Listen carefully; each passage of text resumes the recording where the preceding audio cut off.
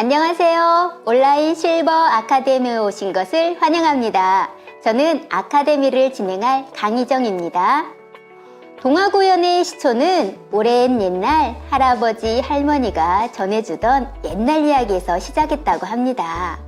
할머니가 화룻가에서 밤을 구우면서 들려주던 효성 지극한 돌쇠 이야기, 할머니 무릎을 메고 어리광 피우며 듣던 귀여운 도깨비 이야기. 저도 할머니의 이야기를 들으면서 자랐는데요. 어느덧 이제는 제가 아이들에게 옛날 이야기를 들려주곤 한답니다. 어르신들도 동화 구연을 배워서 동화를 들려줄 수 있다면 아마 좋은 추억을 만들 수 있을 거라 생각됩니다. 오늘 함께할 동화는 전래동화 이상한 샘물입니다. 출판사 여원미디어, 글 김경화, 그림 박지은. 그럼 행복한 동화의 세계로 들어가 보실까요?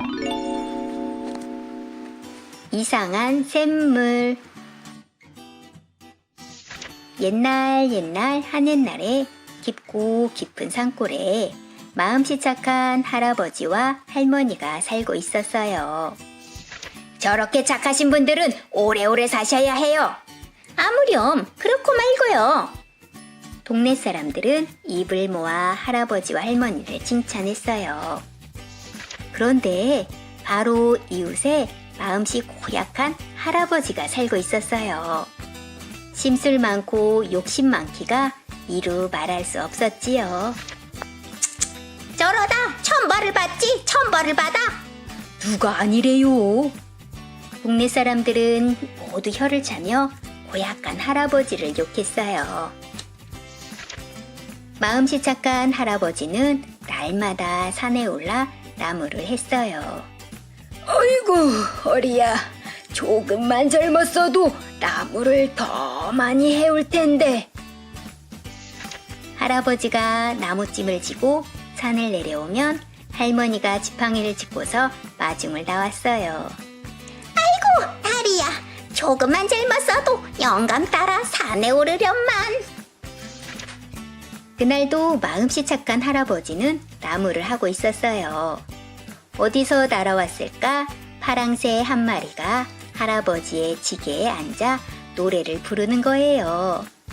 허허, 녀석 소리 한번 걷구나.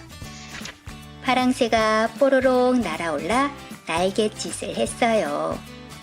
할아버지는 꿈을 꾸듯 파랑새의 뒤를 따라갔지요. 할아버지는 목도 마르고 다리도 아파 더는 걸을 수 없었어요. 할아버지의 마음을 알았을까?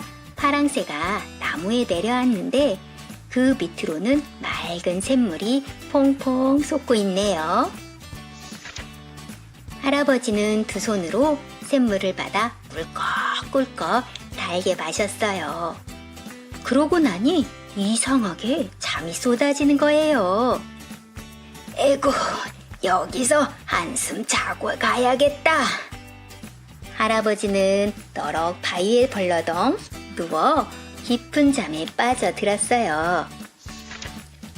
날이 저물고 어느새 저녁달이 둥둥 떠올랐어요. 그런데도 할아버지가 돌아오지 않자 할머니는 덜컥 겁이 났어요. 이웃에 사는 마음씨 고약한 할아버지를 찾아갔지요. 웬일인지 우리 영감이 아직 돌아오지 않네요. 날이 어두워 그러니 함께 우리 영감 좀 찾아 나섭시다. 이 밤에 호랑이라도 만나면 어쩌려고, 일 없어. 역시나 고약한 할아버지는 딱 잘라 거절하는 거예요. 할머니는 하는 수 없이 혼자서 할아버지를 찾아 나섰어요. 어둑어둑한 밤길을 한참 걷다 보니 저쪽에서 누군가 걸어오는 게 보였어요. 할머니는 너무나 반가워 한 걸음에 달려갔지만 할아버지가 아니라 웬 젊은이였어요. 할머니는 힘이 쭉 빠져서 그냥 지나치려는데 젊은이가 할멈, 나야! 하는 게 아니겠어요? 할머니는 눈을 비비며 젊은이를 훑어보았어요. 나라니까 그러네. 오시며 지게하며 할아버지인 게 분명했어요. 아니, 이게 어찌된 일이래? 영감 얼굴 좀 봐요. 할아버지는 깜짝 놀라 얼굴을 만져보았어요. 쭈글쭈글하던 얼굴이 팽팽해졌고 구부정한 허리도 쭉 펴졌고 힘도 불끈 솟았지요. 할아버지는 파랑새를 따라가다가 샘물을 마신 이야기를 해주었어요. 세상에, 그럼 그 샘물을 마시고? 할머니는 할아버지의 말이 믿어지지 않았어요. 할멈도 그 샘물을 마시구려. 나만 젊어서야 되겠소? 할아버지는 할머니를 데리고 샘물이 있는 곳으로 갔어요. 샘물을 마신 할머니는 곱디고운 색시가 되었어요. 아이고 배야! 아이고 배야!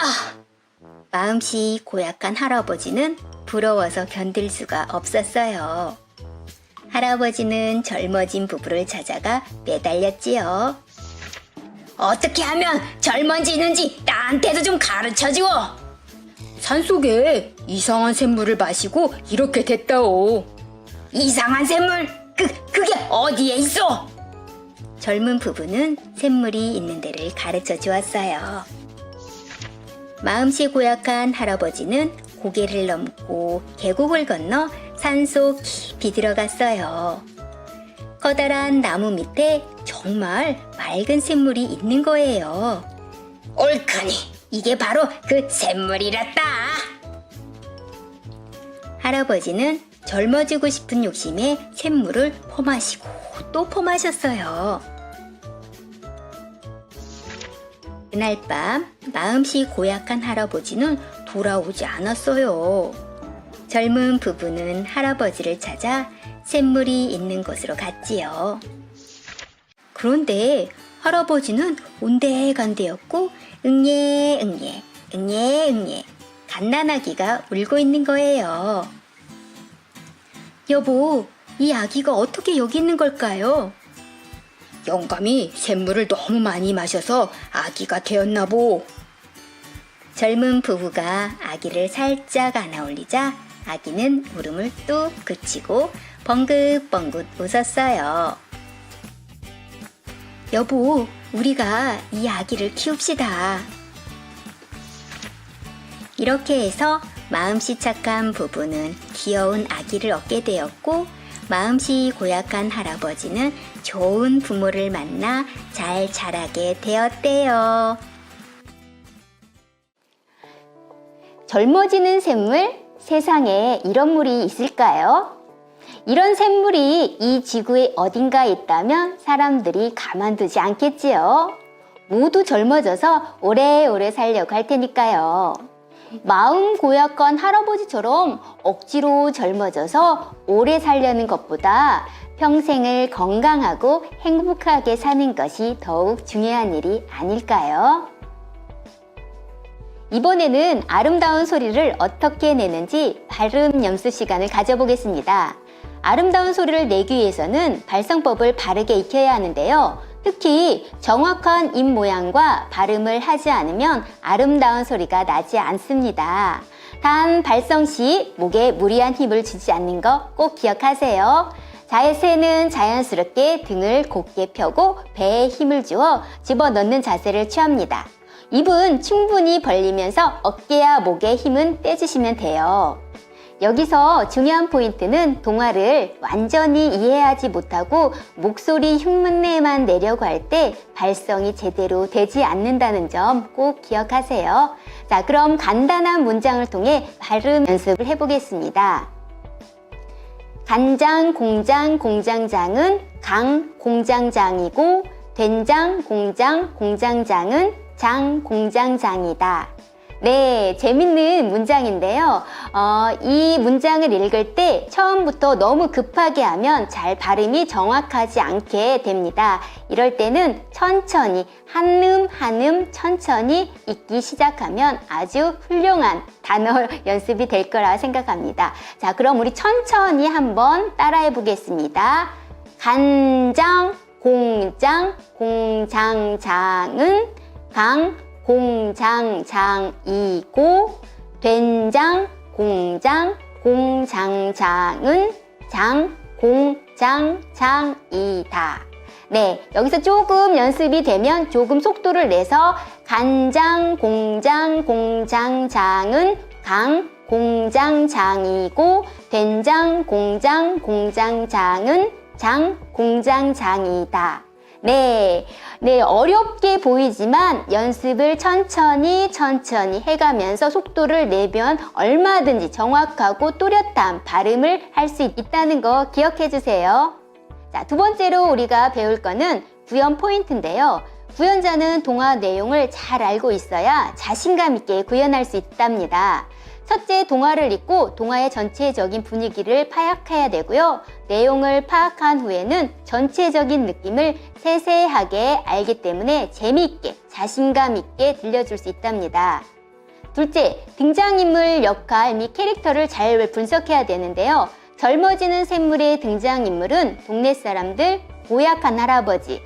고약한 할아버지 연기를 하실 때 착한 할아버지도 있지만 고약한 할아버지 경우에는 예를 들면 대사에 이 밤에 호랑이라도 만나면 어쩌려고 이 대사를 한번 해보겠습니다. 이 밤에 호랑이라도 만나면 어쩌려고 일 없어! 이렇게 고약한 할아버지의 느낌을 좀 살려서 내주시면 재밌는 구연이 되겠습니다. 자, 마음씨 착한 할아버지 할머니는 평상시에 자상한 소리를 내주시면 돼요. 자, 오늘 등장인물은 그렇게 어렵지 않은 인물들인데요. 우리 여기 배우시는 분들이 잘 생각하시면서 연습해보시면 훌륭한 동화 구연이 될 거라고 생각합니다. 어르신들, 오늘 구연동화 아카데미 즐거우셨나요? 손자, 손녀들에게 재미있는 동화를 전해주면서 제2의 인생이 시작됐으면 좋겠습니다. 오늘 함께해서 행복하고 즐거웠습니다. 감사합니다.